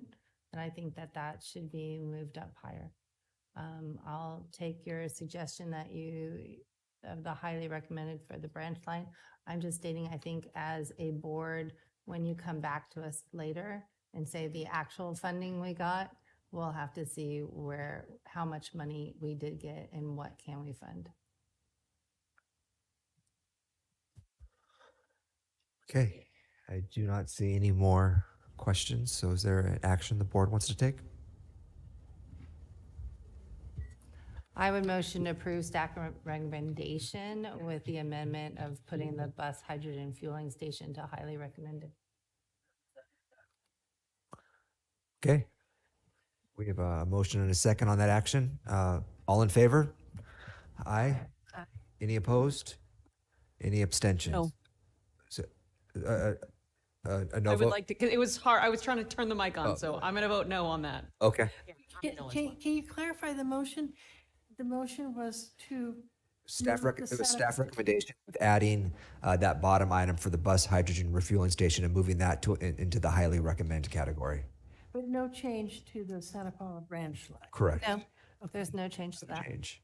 So we have we have 2 no votes. Did you catch those, Madam Clerk? Okay. And no abstentions? Okay, that motion passes. Thank you, Mr. Dahan. All right. Item 14 is the Santa Paula branch line February update. Ms. Fagan.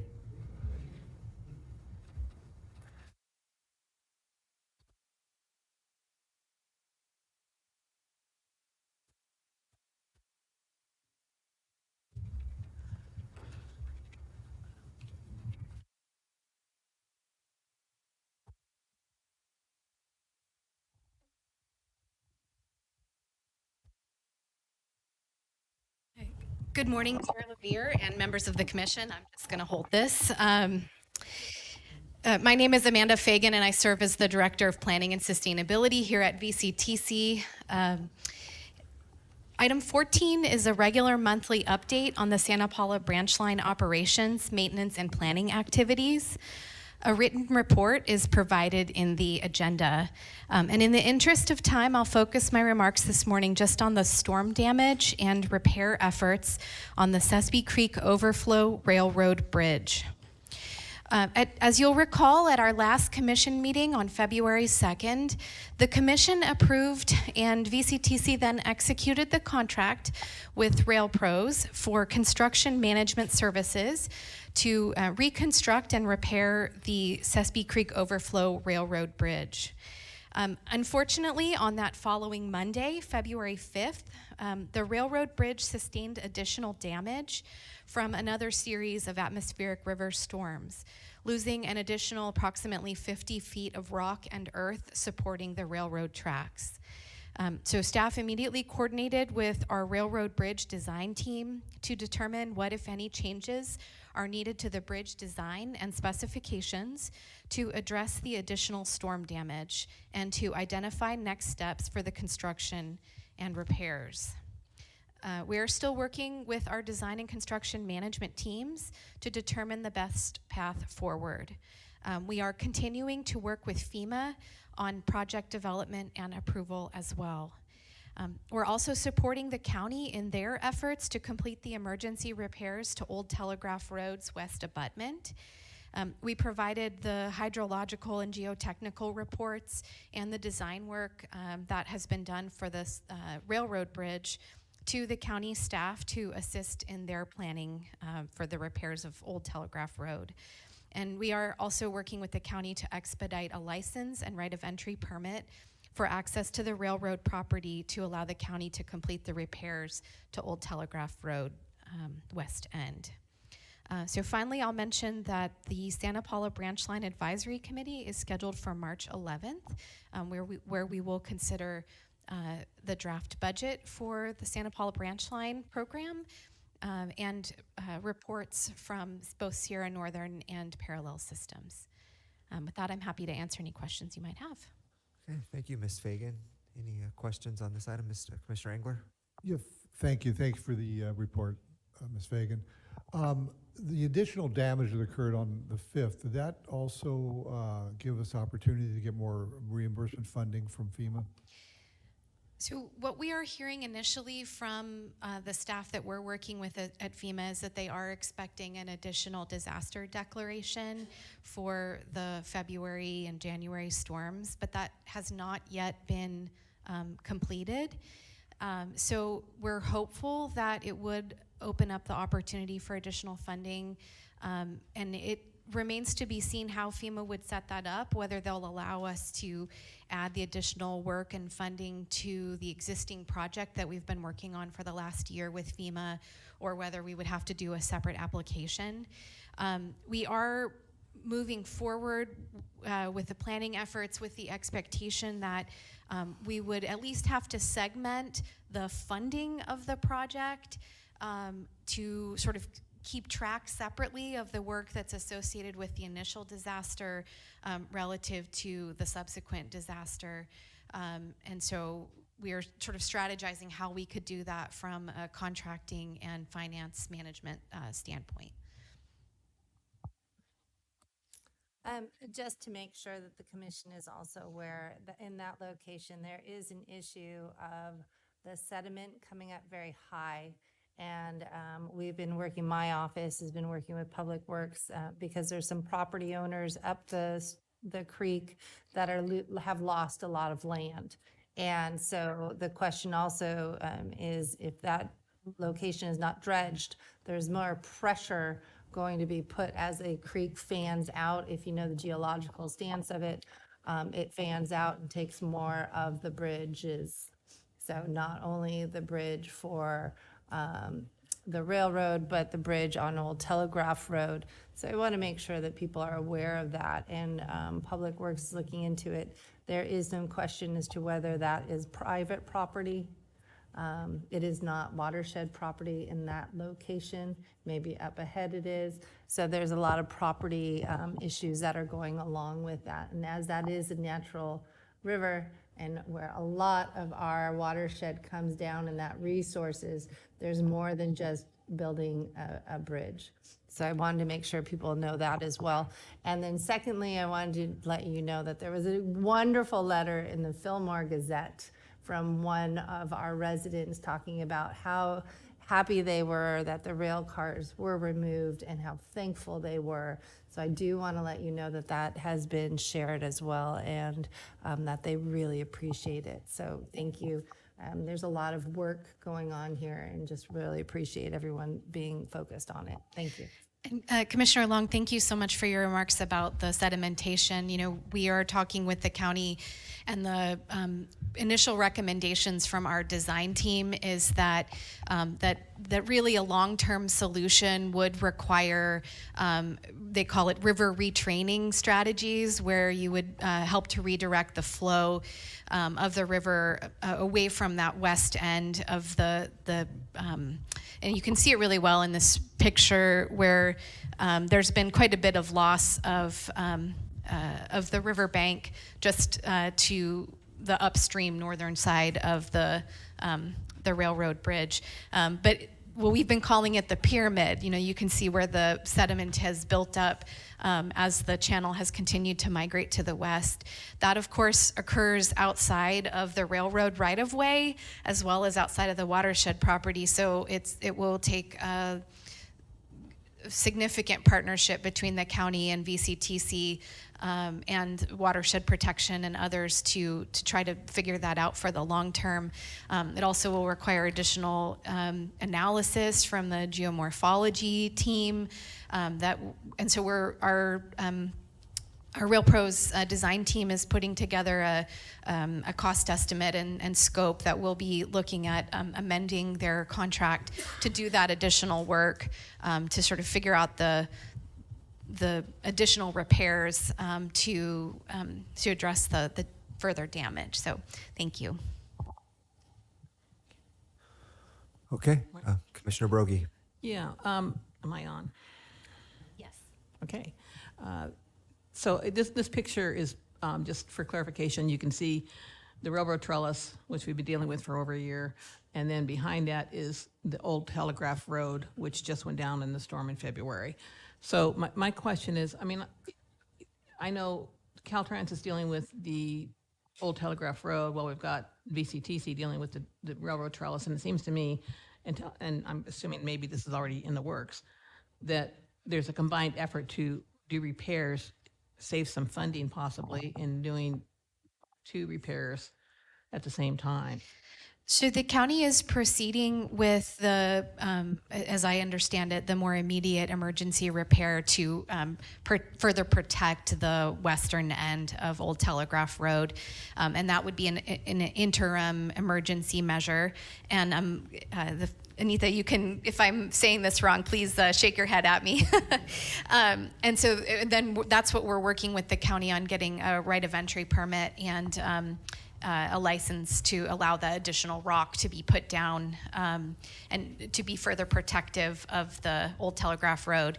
And then in terms of the more robust repair to the railroad bridge, we are talking with the county about how we could incorporate repairs to Old Telegraph Road into either our contract or to somehow coordinate that work so that we would only have to do the dewatering one time.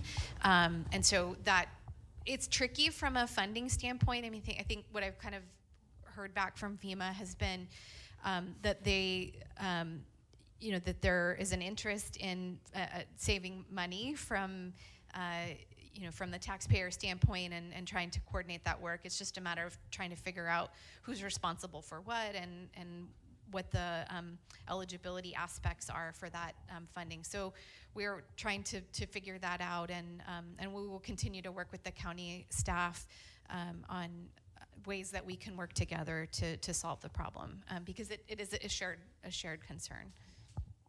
Thank you.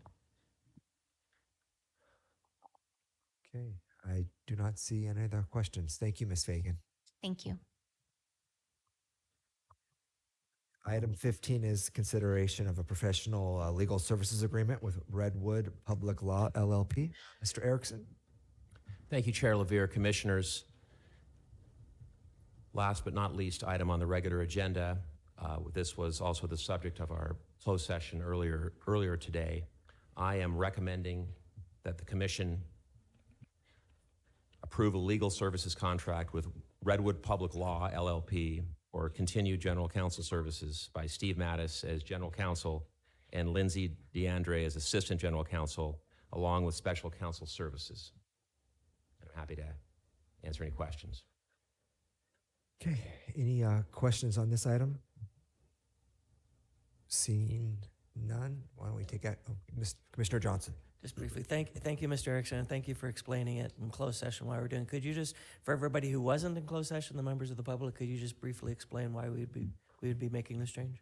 Certainly, as noted in the staff report, Steve Mattis and members of his firm that have been working with VCTC for several years on the various different issues we grapple with, whether it's bus transit, rail, just general legal issues, have chosen to start their own firm more focused on public interest law.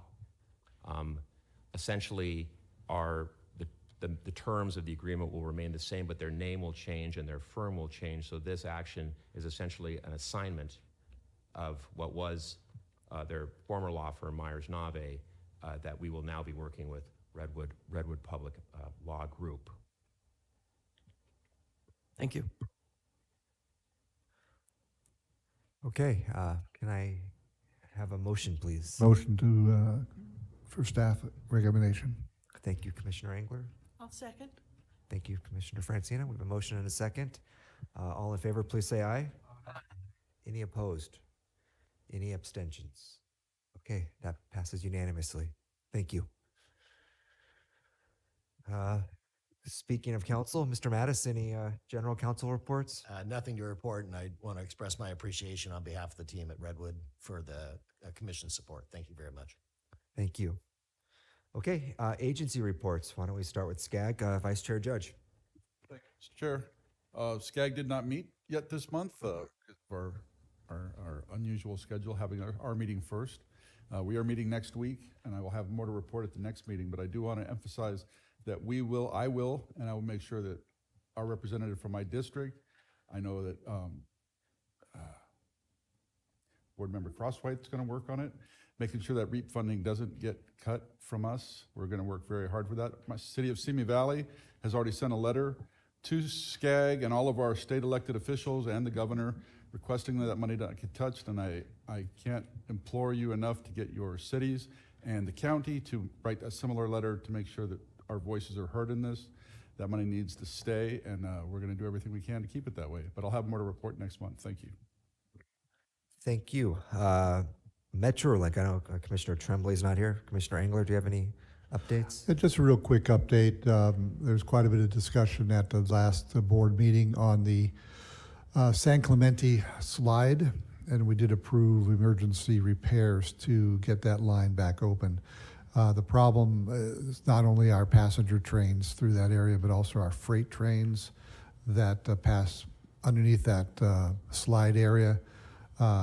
Without the revenue coming in, it's quite a bit of hit for the area. So we did approve that, and they're working on it as we speak. It should be open by next week. Thank you. Losan, Commissioner McDonald. Thank you, Mr. Chair. We have had another subsidence of land in the San Clemente area. We've issued contracts, or contracts have been issued through OCTA and through Metrolink for a firm to come in. Currently, they're driving piles. They've got about 30 out of 70 in place, and we're hoping that a protective wall will be completed mid-April to get rail service back in full flow. Right now, they're temporarily using a bus bridge for passenger rail. We're not operating through the area at all. And I think the commercial freight is operating periodically on slow orders, so they can't go in excess of 10 miles an hour. So we're hoping for some amount of normalcy pretty quickly.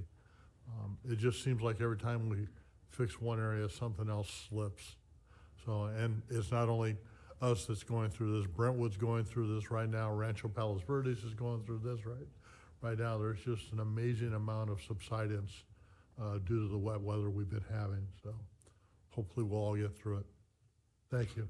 Thank you. And Coastal Rail Coordinating Council? I have no report for them. Okay. California Association Council of Governments, Commissioner Johnson. It probably would not surprise anybody here to know that pretty much every city, every agency has heard the same thing we've heard in our legislative update. And that's really that's about the only thing anybody's talking about at this point. I would just add on, though, to Mr. McDonald, I think VCTC over the next 20 years is really going to need to look at what infrastructure we have that is at risk, and whether things can be mitigated before we have, extended road closures or bridge losses. Thank you, Chair. Thank you. And last but not least, California Van Pool. Thank you, sir. Some good news. The California Van Pool has acquired about 40 electric vans to help out with getting people out in the community. And we in Ventura are getting a few of them, and they're going to be at the Housing Authority of the City of San Buenaventura. And they will be picking people up, children that live in the Housing Authority complex, and taking them to the family YMCA to learn how to swim. So that's kind of neat stuff. Thank you. Thank you. That takes us to the end of our agenda. So our next meeting is Friday, April 5th. And until then, we will adjourn today's meeting. Thank you, everyone. Thank you, staff.